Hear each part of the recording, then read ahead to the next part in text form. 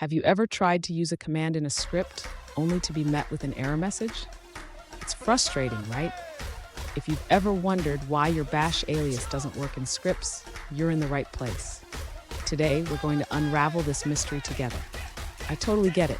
You define an alias in your .bash rc file, and then when you try to use it in a script, it just doesn't work. You're not alone in this. Many users face this issue, and it can be quite confusing.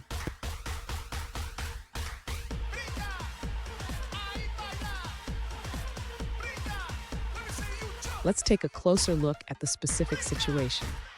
One user recently asked, "Why is my alias not recognized in my script?" They defined an alias for listing files, but when they tried to use it in their script, they received a command not found error. Sound familiar?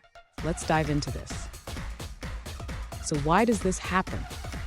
When you run a script, it doesn't automatically load your .bash rc file where your aliases are defined.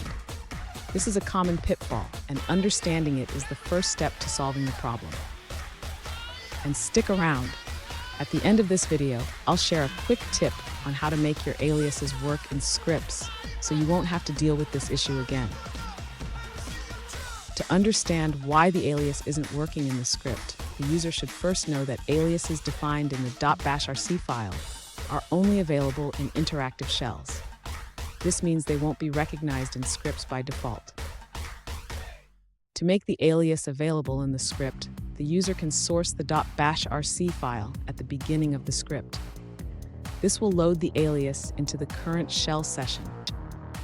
Alternatively, the user can define the alias directly in the script. This way, it will be available for use without needing to source any external files. After making these changes, the user should run the script again. This time, it should recognize the alias and execute the command without any errors. Fun fact, the term alias comes from the Latin word alias, meaning otherwise or at another time. So in a way, you're giving a command a new identity. Now let's look at the answers provided by other users.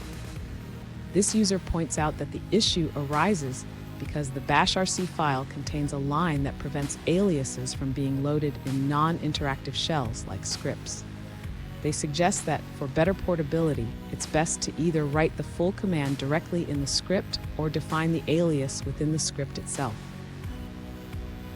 Here's the quick tip I promised. Always remember to source your .bash rc file in your scripts if you want to use your aliases. This simple step can save you a lot of headaches. And there you have it. Your aliases should now work in your scripts. Remember, understanding how your environment works is key to troubleshooting. If you found this video helpful, hit that subscribe button for more tips, and don't miss our next video where we tackle more scripting challenges.